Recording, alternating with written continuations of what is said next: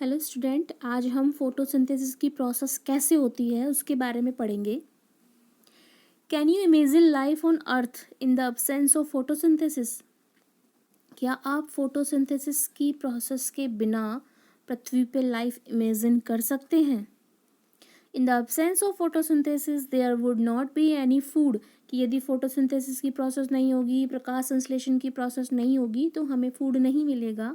The survival of almost all living organism directly और indirectly depends upon the food made by the plants. कि जितने भी living organism होते हैं पृथ्वी के ऊपर, वो सब डायरेक्टली और इनडायरेक्टली दोनों तरीके से प्लांट के ऊपर ही डिपेंड होते हैं। जो प्लांट फूड प्रिपेयर करता है, फोटोसिंथेसिस, उसी के ऊपर डिपेंड होते हैं। Besides oxygen, which is essential for the survival of all organism, is produced during photosynthesis। कि जब फोटोसिंथेसिस की प्रोसेस होती है, यानी कि फोटोसिंथेसिस की प्रोसेस के लिए कौन कौन से रिएक्टेंट यूज में लाए जाते हैं? वाटर है, कार्बन डाइऑक्साइड गैस है, ठीक है, और सनलाइट है, क्लोरोफिल, इन सब का यूज़ करके प्लांट्स जो है फूड प्रिपेयर करते हैं। तो वो जो फूड प्रिपेयर करते हैं वो ग्लूकोज के रूप में मिलता है, और लास्ट में हमें ऑक्सीजन, प्लांट जो होते हैं वो ऑक्सीजन छोड़ते हैं, रिलीज करते हैं, ठीक है। तो वो जो ऑक्सीजन जो होती है वो हम ह्यूमन बींग्स, उस ऑक्सीजन का यूज़ हम श्वसन क्रिया में यूज़ में लेते हैं, ठीक है। Besides leaves, photosynthesis also take place in other green plants of the plants। कि पत्तियों को छोड़ के फोटोसिंथेसिस की प्रोसेस अदर ग्रीन प्लांट्स के द्वारा भी होती है। यदि जैसे कि ग्रीन स्टेम्स होते हैं, ग्रीन ग्रीन ब्रांचेस होती हैं, क्योंकि उसमें क्लोरोफिल प्रेजेंट होता है, तो वो भी सनलाइट को एब्जॉर्ब करते हैं। द डेजर्ट प्लांट, जो डेजर्ट रेगिस्तान में जो प्लांट होते हैं, उनके जो लिव्स होती है ना, वो कांटों के रूप में रूपांतरित होती हैं। तो उसके अंदर क्या होता है कि वो ग्रीन होते हैं, और कांटे ही जो हैं फोटोसिंथेसिस की प्रोसेस का काम करते हैं, ठीक है। Leaves to reduce loss of water by transpiration. अब ट्रांसपरेशन क्या होती है? पत्तियां जो होती है ना, वो छोटी छोटी बूंदों के रूप में पानी को बाहर निकालती हैं, तो उस प्रोसेस को ट्रांसपरेशन कहते हैं। लेकिन जो रेगिस्तान में जो प्लांट्स पाए जाते हैं, उनमें जो पत्तियां जो कांटों के रूप में रूपांतरित होती हैं कुछ तो, और कुछ बहुत छोटी छोटी होती हैं कुछ प्लांट्स के अंदर, और ऊपर जो है ना स्टोमेटा, जो है ना स्टोमेटा के द्वारा पानी बहुत कम क्वांटिटी में निकलता है या निकलता ही नहीं है। तो इससे, और रेगिस्तान में जो है पानी की वैसे ही कमी होती है बहुत ज़्यादा, तो पत्तियां जो है ना पानी को अपने अंदर बचा के रखती हैं, निकालती नहीं है, ट्रांसपरेशन की प्रोसेस नहीं होती है। अब ये कैसे देखेंगे कि आपकी पत्तियों में वाकई ट्रांसपरेशन की प्रोसेस होती है? तो ट्रांसपरेशन की प्रोसेस देखने के लिए हम एक पॉट में कोई भी प्लांट ले लेंगे, उसको हम पॉलीथीन से कवर कर देंगे 1 डे के लिए, और जब सेकेंड डे हम उसको देखेंगे तो जो पॉलीथीन होगी उसके ऊपर छोटी छोटी बूंदों के रूप में हमें वाटर मिलेगा। तो वो ही ट्रांसपरेशन की प्रोसेस है, ठीक है, कि पत्तियां छोटी छोटी बूंदों के रूप में पानी को बाहर निकालती हैं स्टोमेटा के थ्रू, ठीक है। These plants have green stems which carry out photosynthesis. तो इन प्लांट्स के जो, कुछ प्लांट्स के जो हैं ग्रीन स्टेम्स होते हैं जो रेगिस्तान में पाए जाते हैं। तो वो जो ग्रीन स्टेम्स जो होते हैं, तने जो होते हैं, वो भी फोटोसिंथेसिस की प्रोसेस करते हैं, ठीक है।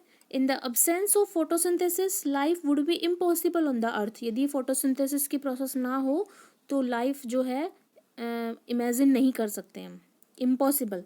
During photosynthesis chlorophyll containing cells of leaves in the presence of sunlight. की फोटोसिंथेसिस की जब प्रोसेस होती है तो पत्तियों के अंदर क्लोरोफिल की कुछ सेल्स होती हैं, वो क्या करती हैं? सनलाइट को एब्जॉर्ब करने का काम करती हैं, और कार्बन डाइऑक्साइड को यूज़ करके पानी को सिंथेसाइज करके कार्बोहाइड्रेट्स बनाती हैं, ठीक है ना। The process can be represented in an equation. आप ये इक्वेशन देख सकते हैं, कार्बन डाइऑक्साइड जिसका फॉर्मूला होता है CO2, ठीक है। तो CO2 प्लस H2O, ठीक है, CO2 प्लस H2O, ठीक है। मैं इसको फॉर्मूले में डिनोट कर रही हूँ, ठीक है, लिखा हुआ है यहाँ पे, आप देख सकते हैं। ये लिखा हुआ है यहाँ पे। कार्बन डाइऑक्साइड का फॉर्मूला होता है CO2, वाटर का होता है H2O। उसके बाद कार्बोहाइड्रेट, ग्लूकोज की फॉर्म होती है ये, ठीक है ना। कार्बोहाइड्रेट मिलता है यानी कि C6H12O6, ठीक है, और प्लस में O2। इस रिएक्शन को बैलेंस करने के लिए इसके अंदर हम कुछ मॉलिक्यूल्स, जैसे कि CO2 है यहाँ पे, इधर एरो मार्क से इधर कार्बन ओनली 1 है, इधर देखो 6 है, तो इसको हम बैलेंस करते हैं इस तरीके से, ठीक है ना। जैसे कार्बन यहाँ पे हम 6 लगा देंगे आगे, ठीक है, यहाँ पे भी हम 6 लगा देंगे आगे। अभी ये रिएक्शन बैलेंस हो गई है, ठीक है। ऑक्सीजन 6 हैं तो यहाँ पे 12 हो गए, तो यहाँ पे हम ऑक्सीजन को भी बैलेंस करेंगे, यहाँ पे भी हम 6 लगाएंगे ऑक्सीजन को, ठीक है।